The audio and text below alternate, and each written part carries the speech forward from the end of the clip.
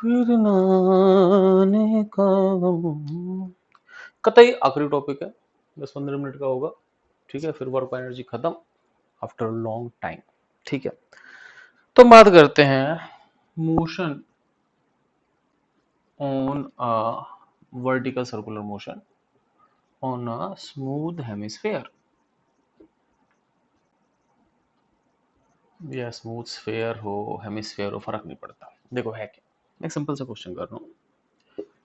ये एक हेमिस्फेयर है, स्मूथ है, यहाँ से एक बॉडी को छोड़ दिया गया ऑलमोस्ट जीरो वेलोसिटी, जीरो से तो नीचे नहीं आएगा, हल्की सी वेलोसिटी देती है। मान लो किसी टाइम पे वो किसी एंगल पर है, मान लो कोई एंगल थीटा, ठीक है।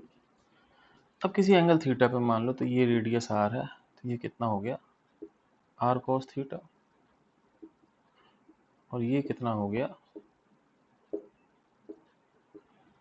ये हो गया R minus are cos theta. ठीक है, इतना नीचे आ गया। जब वो इतना नीचे आएगा तो उसकी स्पीड क्या होगी, उसकी स्पीड होगी आपके पास वी स्क्वायर बराबर यू स्क्वायर प्लस 2gh। तो यू जीरो है, 2gh की जगह R minus are cos theta. समझ रहे आप? तो अगर इतने एंगल नीचे आएगा तो ये स्पीड होगी।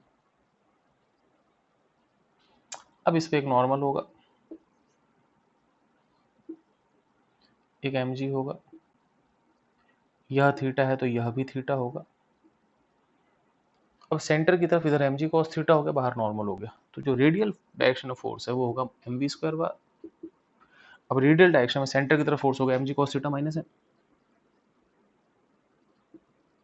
Is equal to M V square bar. ठीक है,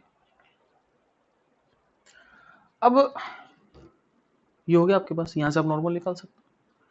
अब कहीं ना कहीं वो इसको छोड़ के कूद जाएगा, जहां वो छोड़ेगा वहां नॉर्मल क्या हो जाएगा, जीरो। तो at the point of leaving contact, जहां पे कॉन्टेक्ट लीव कर रहा होगा वहां पर नॉर्मल क्या हो जाएगा, जीरो। नॉर्मल जीरो होने का मतलब नॉर्मल गया तो एम जी कॉस थीटा कितना हो गया, M V square bar, M से एम कट गया, वेलोसिटी होगी आर जी कॉस थीटा। ठीक है, तो जब वो नॉर्मल छोड़ मतलब जब वो स्फीयर को जस्ट छोड़ रहा होगा उस समय उसकी स्पीड हो जाएगी root R G cos theta. अब मुझे क्या पता है कि इस वाली इक्वेशन से देखो आप, तो अगर आप इस इक्वेशन से देख रहे हो तो वी स्क्वायर कितना है आर जी कॉस थीटा, और इस इक्वेशन से वी कितना आ गया, इस इक्वेशन से आपके पास वी स्क्वायर आ गया 2g r 1 minus cos theta. ठीक है, आर जी कट गया, इधर 2 कॉस थीटा इधर आके 3 कॉस थीटा हो जाएगा, 3 कॉस थीटा बराबर 2। ठीक है, यहां से कॉस थीटा कितना आ गया 2/3। ठीक है, कॉस थीटा कितना आ गया 2/3, कॉस थीटा कितना आ गया 2/3। इसका मतलब जब कॉस थीटा 2/3 या थीटा कॉस इनवर्स 2/3 होगा वहां पर वो साथ छोड़ देगा। आप इसको लिखो, हम आगे चलते हैं।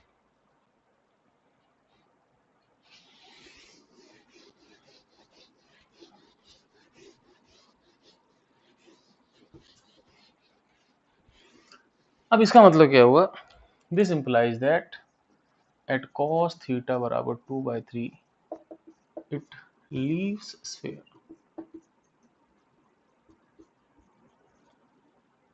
तो cos थीटा बराबर 2/3 पे क्या होगा कि cos थीटा बराबर 2/3 मतलब मान लो ये थीटा है, थीटा बराबर cos इनवर्स 2/3, तो ऐसा होगा कि वो स्फीयर को लीव कर देगा। तो लीव करने का मतलब कि यहाँ यहाँ साथ चलेगा, यहाँ तक आएगा, यहाँ नॉर्मल जीरो हो जाएगा और उसके बाद क्या करेगा वो जंप कर जाएगा। ठीक, अब समझना, cos थीटा 2/3 हो गया, तो ये कितना है आर cos थीटा मतलब 2r/3, और ये टोटल आर है तो ये कितना होगा r minus r by three, मतलब आर माइनस 2r/3 मतलब r/3।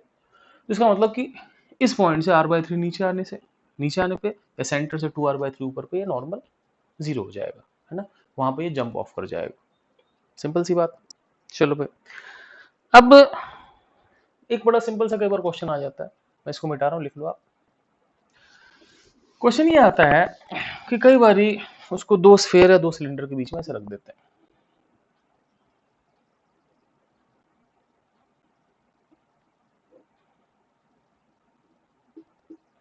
अब क्या क्वेश्चन ये होता है कि at what theta a normal is received from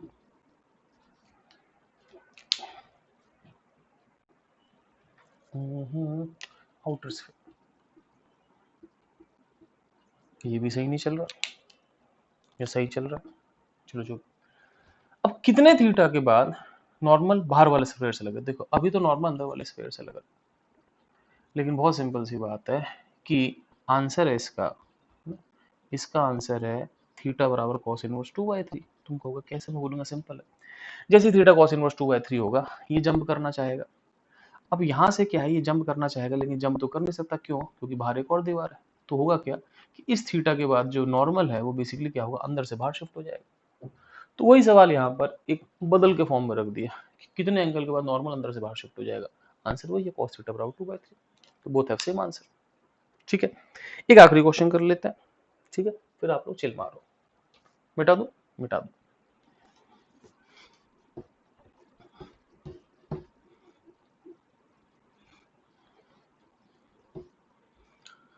तो आपने लिख लिया होगा, ठीक है। आखिरी क्वेश्चन ऐसा है कि मान लो अब इसको हाईएस्ट पॉइंट ऑफ वेलोसिटी 0 ना करके √gr/2 कर दी, तो अंदर कर दे। चलो भाई, find theta for losing contact. कितने थीटा पे कांटेक्ट लूज कर देगा।